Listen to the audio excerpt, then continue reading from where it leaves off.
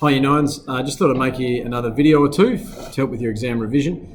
In the last video I sent you, I was going through this test, which was test 2 from this year.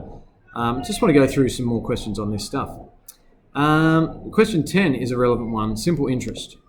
So we should remember our simple interest formula. So I'll just clear all this stuff out of the way. And it's just the interest is PRT. Now we can do it two ways.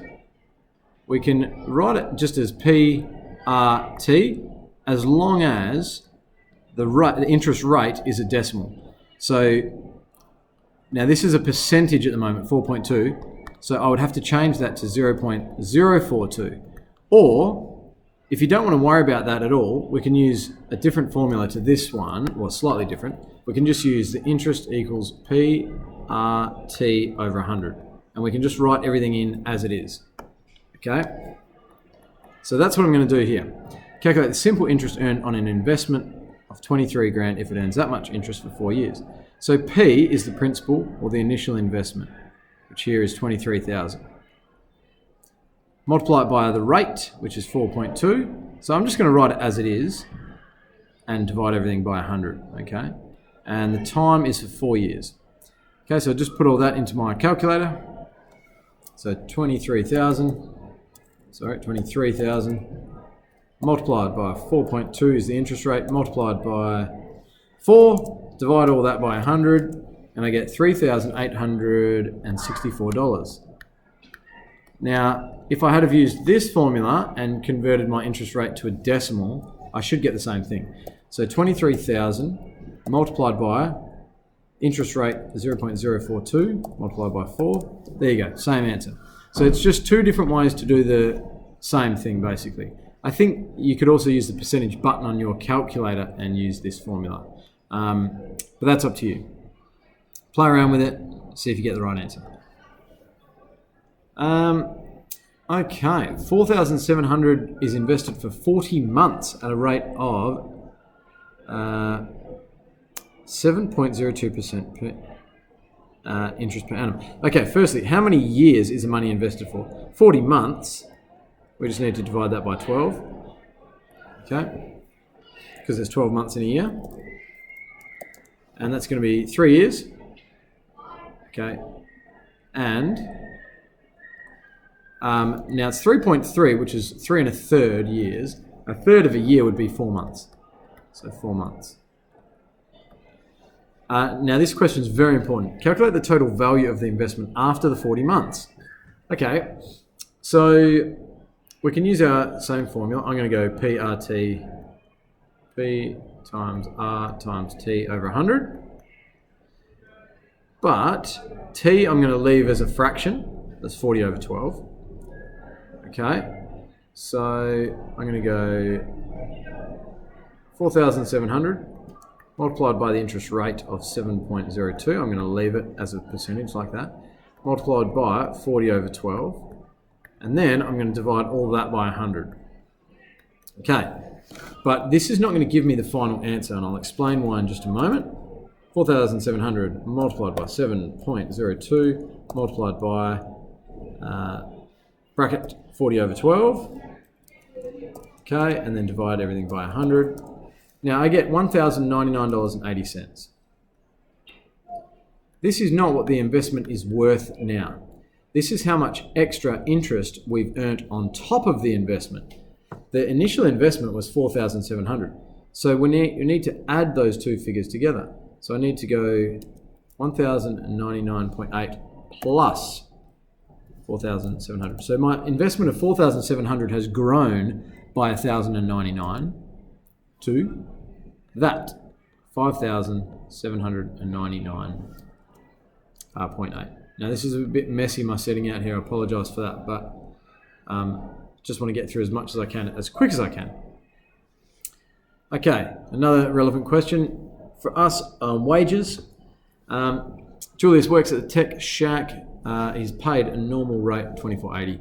Saturday he gets time and a half. Sunday he's paid double time. Okay, very, very good question, this one. This is quite similar to some of the questions that we've been practicing and may come up in the exam.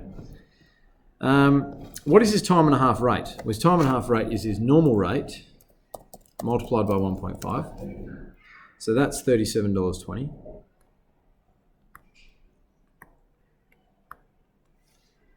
In the first week of January, he works Monday, Wednesday, Friday for 5 hours per day. Calculate his wage. Okay, so on all of those days, he just gets his normal. So he gets $5 per day. So he's worked 1, 2, 3 days. So 5 hours for 3 days times his normal rate of pay. Okay, so in other words, he's worked 15 hours. 5 times 3 is 15. So 15 hours total at his normal rate of pay. And that's $372. Okay. In the second week, he worked 5 hours a day on Thursday and Friday, Saturday and Sunday. Ooh, okay. So a bit of a trickier question here. So he works for 10 hours or 5 times 2, so Thursday and Friday at his normal pay. So what was his normal pay again? $24.80. So $24.80. Okay, so that's the Thursday and Friday. 5 hours twice, Thursday and Friday. So then we need to add on his Saturday. So on Saturday, he works 5 hours at time and a half. So that's 1.5 times $24.80. Then we need to also add on his Sunday, where he worked 5 hours. And this is at double time, so we multiply by 2. And we add those all together. You can do it in one go, or you can do them step by step, but let's just go 5 times 2 times $24.80 plus bracket 5 times 1.5 times $24.80 plus bracket 5 hours at double time, so times 2 times $24.80. Okay, that comes out at $682 for the week. Okay, we should probably put in our dollars and cents for money. Determine the increase in Julius' wage over the 2 weeks as a percentage of his first week's wage. So the increase is the difference in that pay and that pay. Okay, so I'm going to go 682, subtract to work out the difference, 372, and that's going to be as a percentage of his first week's pay. So as a percentage of the first week times 100. So 682 subtract 372. What does that equal? 310 divided by 372. Okay, multiplied by 100. And that's an 83.3 recurring percent increase in his pay. Pay's gone up by 83%. Okay, tax. Again, something that could come up. We've been practicing this a bit. Okay, person earns 97 grand, work out how much tax they have to pay. So let's look at the table. They obviously fall immediately, we can see, into this category here. So we have to follow everything that it says in this section of the table. Okay, so anyone who earns in this range has to pay this amount of tax. So I know they have to pay $20,797 plus 37 cents for each dollar over 90 grand. So we've got to work out how far over 90 grand we are. So we just go 97 grand, take 90 grand, which I could have just put in as, that would be 7,000, we know that, right? But it's important to show you the full working. So they have to pay that $27.97 plus 37 cents for each times each dollar over that 90 grand threshold they are. All right, so let's put it in the calculator. 20,797 plus, okay, 0.37. Actually, I might just do these separately just in case we get worried the calculator is going to forget about BIMDAS. So 97,123, take 90,123. And then we add that on to 20 grand. Okay, and our total tax is $23,387.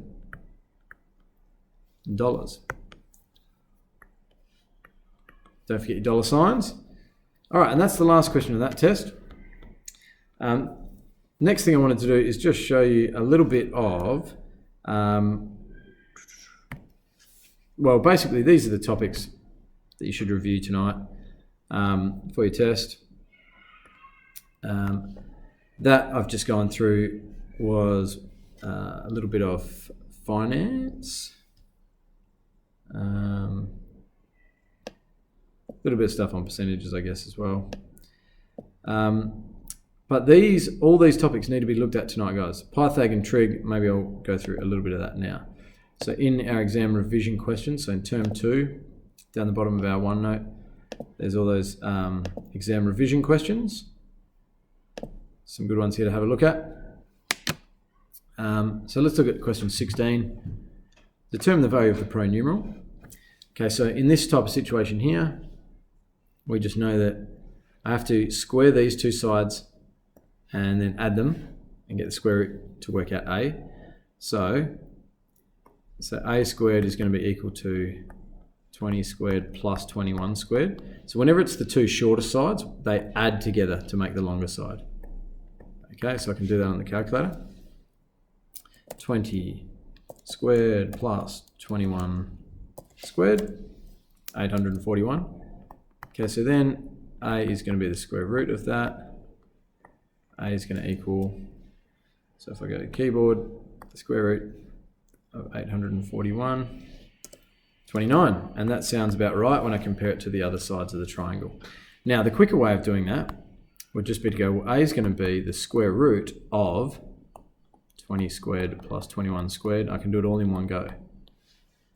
Okay, so let me try that. Square root of 20 squared plus 21 squared, 29. Boom.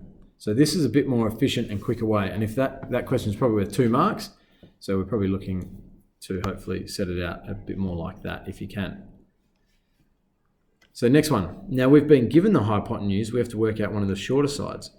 So we have to go hypotenuse squared, take that one squared, gives us the shorter side. So P is going to be equal to the square root of the hypotenuse squared, subtract the other shorter side squared. So here we get square root of 85 squared, take 77 squared. And, now I've entered it wrong, 85 that should be. So 36 is my final answer. Again, that sounds like it could be realistic. Now we can't use Pythagoras for these because we only have been given one side length, not two, but we have an angle, so we can use trigonometry. So the first thing we have to do is decide, are we going to use sine, cosine, or tangent? Now the way we decide that is to look at the sides of the triangle we need to use. So starting from this reference angle, this would be the opposite side, this is the hypotenuse, so we're definitely using sine. So sine of 30 degrees is equal to x over 40. Now, if I multiply by 40 on both sides,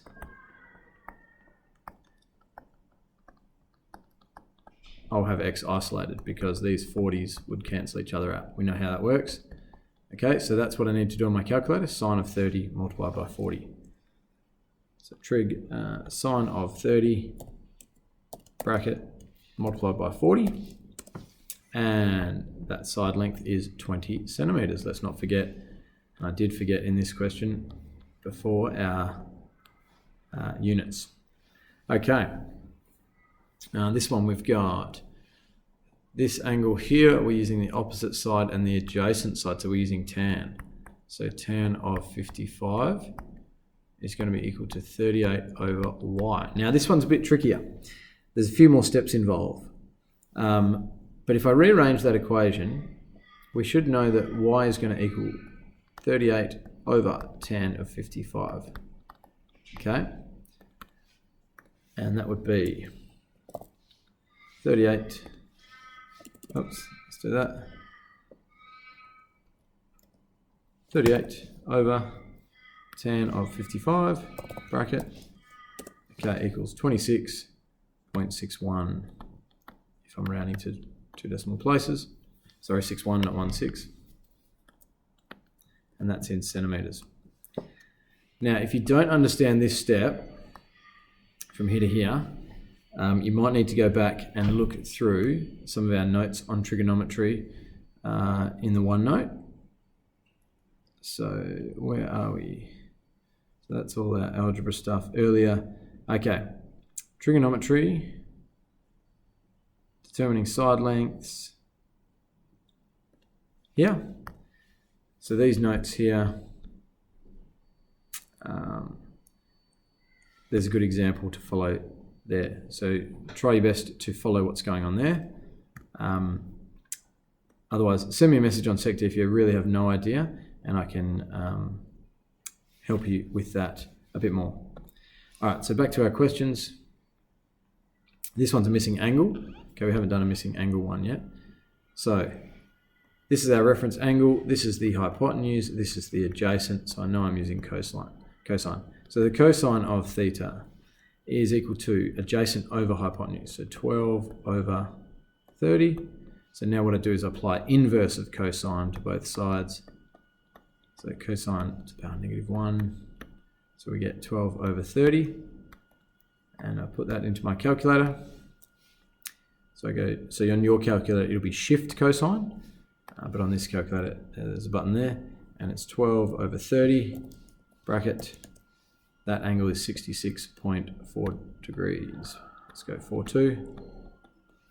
Okay.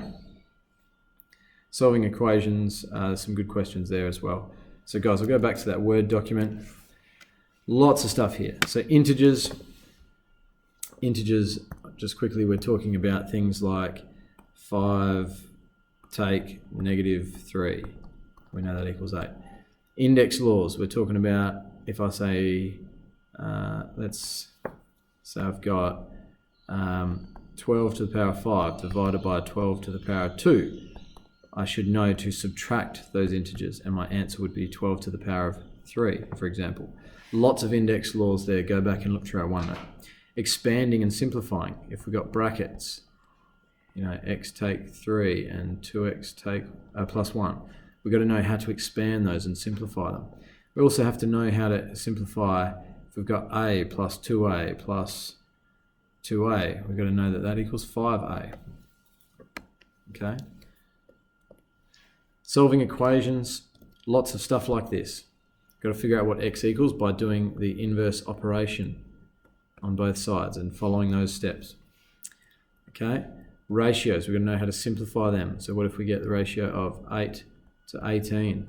Can we simplify that down to, we'll probably just have to halve those, so 4 to 9, okay? Fractions, we're going to have to add them, we're going to have to multiply them. Add, times, subtract, divide, we're going to have to simplify as well. All right, decimals, we're going to have to round those. Percentages, okay? Increases, decreases, so percentage increase, percentage decrease, percentage profits maybe, percentages of amounts.